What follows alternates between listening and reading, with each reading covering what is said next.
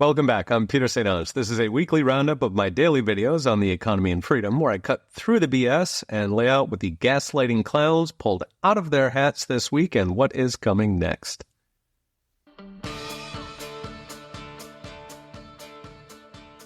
Jobs are crashing, with employment levels down 600,000 since January, according to the BLS. Now, there's mostly interest rates, but dig down and it's not nearly as bad as it looks. Assuming the job numbers are true, this is the BLS. That's the weakest year-to-date for jobs since the 2008 financial crisis. While Donald Trump blames the Fed for strangling interest rates, mainstream media is, of course, blaming Trump. For the Associated Press, it's, quote, economic uncertainty driven by Trump's policies. CNN says it's uncertainty plus tariffs. The Guardian blamed Trump and AI. But there's a much bigger factor driving the jobs numbers: deportations. According to BLS, the immigrant labor force has fallen by 1.25 million in the 6 months since Trump took office. That's over 200,000 per month. Census estimates the foreign-born population fell 1.9 million, which is 300,000 per month. Now, some of this was deportations, but most was self-deportations, people leaving so they don't end up in Alligator Alcatraz. Now, this is in line with previous mass deportations under Eisenhower and FDR, where 8 to 10 illegals leave voluntarily for every one forcibly deported. It also means if you lost 1.25 million foreign workers but only 600,000 employed persons, it's actually a 600,000 job gain for Americans, which puts jobs right in line with the average since 2000. So it looks like we're losing jobs, but actually we're losing population. Smaller country, fewer jobs. To illustrate, we've seen a string of warnings from companies catering to Hispanic consumers like Modelo or Goya, who won't put it in words, but apparently we're getting a lot of their sales from illegals. Now, combine a shrinking population with the fact we've also laid off over 100,000 federal workers, plus maybe 50,000 in taxpayer-funded NGOs, and it suggests underlying job growth is actually substantially higher than it's been since 2000. In other words, jobs would be a lot better with rate cuts. We had 2 million per year in Trump's first term before COVID, but they're still surprisingly good even with the rates. Note, deportation and federal layoffs feed to the other big economic numbers. So GDP has been weak all year, just over 1%, while University of Michigan's widely cited consumer sentiment has also been weak all year. Now, both automatically fall with deportations and federal layoffs, since GDP bizarrely counts migrant welfare and government waste as production, while both migrants and federal workers, of course, buy stuff. They are consumers. So jobs are down, GDP is down, consumer spending is down, and a lot of it is actually good for American workers. So what's next? Fake or not, weak jobs will push the Fed to cut rates. Prediction market Kalshi is now running 97% odds of a rate cut this month. Chicago Merck's FedWatch puts odds of a jumbo half-point cut this month at 12%, which is up from 0% a week ago. That means deportations and federal layoffs could finally give Trump what he's been pounding the table for 6 months: rate cuts. And if the Fed finally takes its boot off the neck, we could get a proper boom like Trump's first term.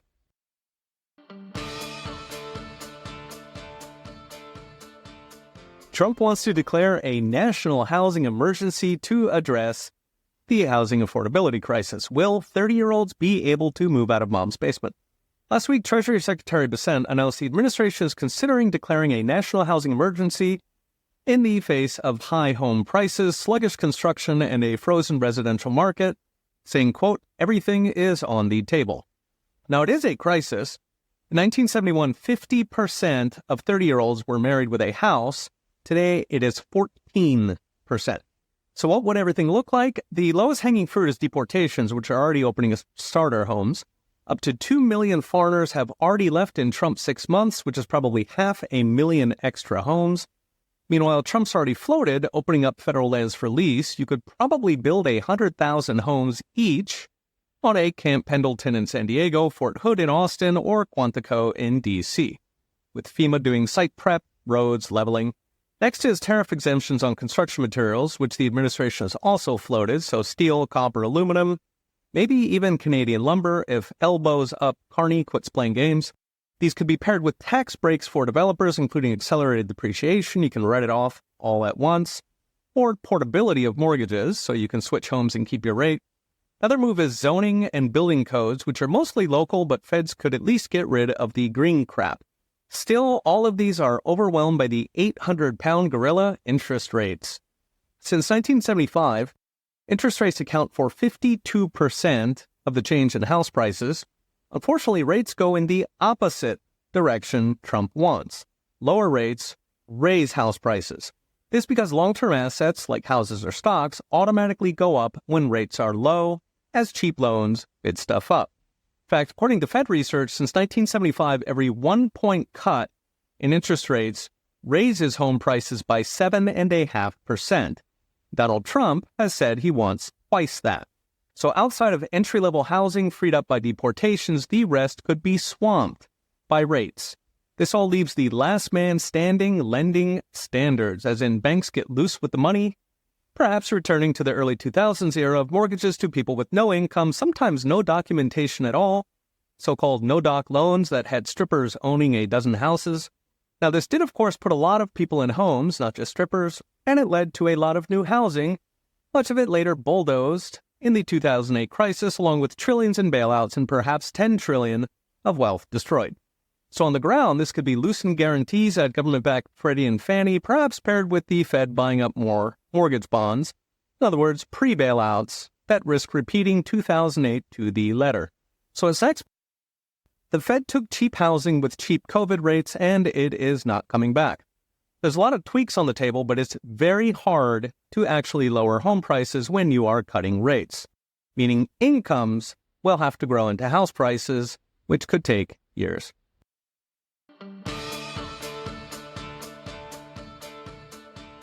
A word from our sponsor. If you own gold, and many of you do, you already understand how it protects your wealth from the insanity coming out of Washington. The inflation, the recessions, the wars.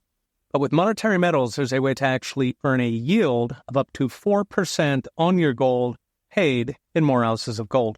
You retain ownership of real, allocated physical gold with no storage costs while your ounces grow every month outside the banking system.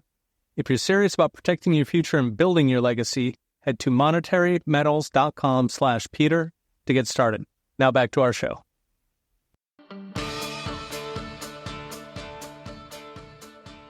Postal traffic to the U.S. plunged 80% after Trump finally ended a long-standing tariff exemption on cheap Chinese goods, suggesting the U.S. Post Office is basically Chinese socks and junk mail. Last week, Trump ended the so-called de minimis exemption that gave custom-free access to any parcel worth less than $800. By the way, China tariffs anything over $7. De minimis dates from 1938, was meant for souvenirs or grandma sending you cookies and warm socks. But of course, the Chinese took it over, shipping an estimated 700 million shipments last year, duty-free. One Chinese seller estimated to give them a 30% cost advantage. In fact, until recently, you could literally ship from Shanghai to Chicago cheaper than you could ship from Milwaukee to Chicago. The exemption also made it easy for China to ship fentanyl and meth. One DEA estimate has China accounting for 70% of global fentanyl shipments, often routed through Mexico or even Canada. Now, the new rules still exempt bona fide gifts and souvenirs up to $200, but it's the end of the road for Chinese socks and fentanyl. The loophole sent shipments crashing to a, quote, near halt as carriers scrambled to assess and collect duties, often erroneously. 88 national carriers have now partially or fully suspended U.S.-bound shipments, including most of Europe, India, and Mexico. That is interesting because it suggests nearly our entire international postal system is a pipeline for cheap socks. Post office works for the Chinese. Now, to be fair, it's not just the Chinese. 95% of all mail handled by the post office is in fact subsidized junk mail that costs the American taxpayer billions. One study estimated Americans get 18 pieces of junk mail for every bona fide personal letter or bill, and the post office spends an estimated $18 billion a year subsidizing the junk. Now, it'd be one thing if it was their own money pumping junk into your mailbox, but in fact, the post office has gotten roughly $200 billion in taxpayer bailouts in the past 15 years alone, including a COVID-era coup that transferred $107 billion of union benefits onto the taxpayer. In other words, the post office is a pipeline for Chinese socks, fentanyl, and 130 billion pieces of junk mail, for which you pay 200 billion. Could be government owned. So as next, waste is pretty much synonymous with government run, but the post office is on another level. Why does it keep going? Easy. The post office employs 639,000 government workers, 1 in 4. Their union is one of the biggest donors to the Democrat Party, and their members literally deliver or fail to deliver the 45 million mail-in ballots that made up 1 in 3 votes in 2024. Meanwhile, left-wing nonprofits, along with normal scam marketers, rely on those dirt-cheap junk mail rates to pocket a big hunk of that $18 billion subsidy. There have been attempts at reform, the last in 2006. Back then, the post office used sympathetic left-wing media to tug voters' heartstrings about heroic mail carriers, the big bird strategy. Still, a lot has changed since 2006, so maybe there's an opportunity to not just end the pipeline for Chinese socks and fentanyl, but to save Americans from the avalanche of junk mail and potentially millions of fraudulent votes.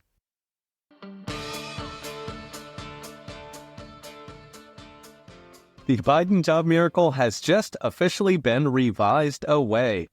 Yes, that's the miracle our mainstream journalists used to lecture the American people when reality was staring paychecks and grocery bills in the face. Vibesession, they mockingly called it. Even Bloomberg's chief economist reluctantly admits, quote, "We likely entered a recession last year, as in before the election." As Marty Bent put it, we have been living in the Truman Show economy. All courtesy of the clown car Bureau of Labor Statistics that report the job and inflation numbers and apparently make them up. On Tuesday, the BLS released their biggest job revision ever, including the entirety of 2024, with the average job revision coming to 626,000 jobs that did not, in fact, exist. In all, the revisions came to 911,000 jobs that are now officially fake. The biggest drops were professional and business services, 158,000, retail and trade, 126,000, leisure and hospitality, 176,000. Manufacturing was revised down by 95,000 jobs. Fully 94% of the revisions were productive jobs. Government and government-funded jobs in education and health were just 6% of revisions, despite making up 1 in 3 jobs in the economy. E.J. Antoni, Trump's nominee to fix the BLS, noted there could be even more Biden-era revisions going by the BLS's own employment dynamics and numbers from the Philly Fed. Now, this all matters because BLS produces the 2 most important numbers, jobs and inflation, with GDP coming off those numbers, so inflation is subtracted from headline GDP. That means fake numbers deceive voters. They can make or break elections. They protect politicians, especially if they're Democrats, and they blind the Fed, who trades off jobs and inflation when manipulating the economy. So why are the numbers so bad? I mentioned in a previous video how the BLS uses goofy survey techniques. They send staffers shopping 3 times a month and mail surveys companies don't respond to. They then guess, extrapolate everything else. Now, this is in contrast to modern techniques like actually surveying jobs, which ADP does, or actually tallying up prices, which Truflation does to the day and GasBuddy does to the minute. Now, it could just be standard government stupidity, but of course, extrapolation leaves a lot of room to cook the numbers. You get to tweak models instead of working with real numbers. This matters because 84% of political donations by federal workers go to Democrats, while Kamala won 92.5% of the vote in D.C., so if bias is possible, we can guess where it goes. And given we see consistent Democrat bias at the Fed as well, Dems get low rates for the boom, Republicans get high rates to clean it up, an extra million jobs to help Biden and Kamala may not be an accident. So as next, the first takeaway is believe your eyes over government numbers. The second is how to fix it. Antoni has proposed that BLS use real numbers. Crazy idea. Of course, the left-wing Borg is gunning for him with open letters and hit pieces. His odds on prediction market call share running 46%, so it's still touch and go. But fundamentally, bad numbers deceive voters, they protect politicians, they leave the Fed blind, so either fix the BLS or get government out of the numbers business.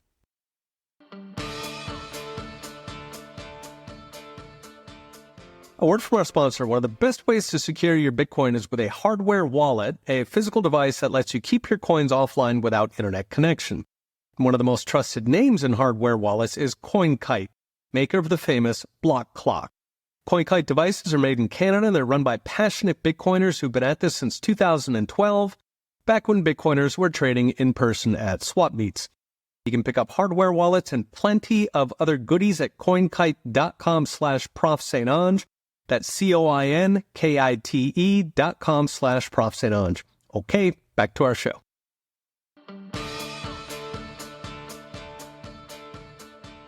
Foreign central banks now own more gold than U.S. dollars for the first time since the central bank fire sale of gold when Nixon finished off the gold standard that FDR had mortally wounded in 1933 is the end nigh for paper money and its last man standing, the greenback. What's causing the gold flippening is two things: the political weaponization of the dollar and the catastrophic buildup of federal debt with, after this year's big beautiful bill, no end in sight.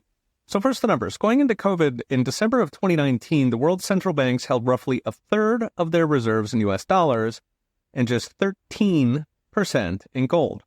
Then came COVID, which took annual deficits from under $1 trillion to $3 trillion a year in 2020 and 21. That bumped gold to 14% on the eve of the Russian invasion of Ukraine, to which the Biden administration responded by freezing Russia's central bank dollar, something we didn't even do in the height of the Cold War. This put countries around the world on notice that their dollars, which had been considered good as gold, were in fact vulnerable to confiscation if America did not like you.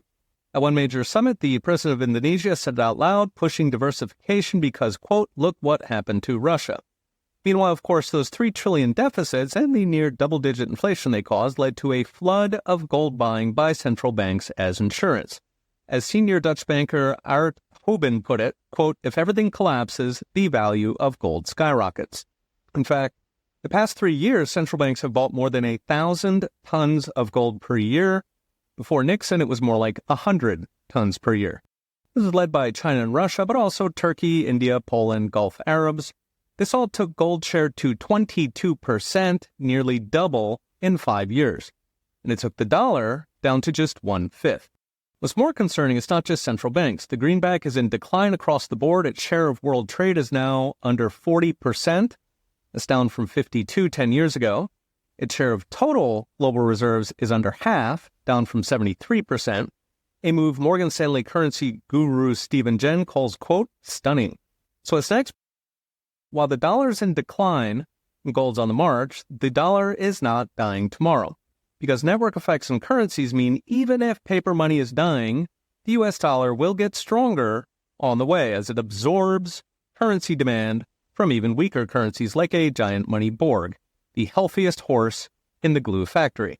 This is especially true with the hype BRICS currency degenerating from gold-backed Goliath to goofy currency basket. Indeed, the dollar's lost almost 90% of its value in gold since 1996, yet its value in other currencies is actually up, the so-called dollar index. In other words, gold rise is not a dollar crisis, it's a government-printed paper money crisis driven by government debts. It won't break tomorrow, but with permanent trillion-dollar deficits, it is only a matter of time.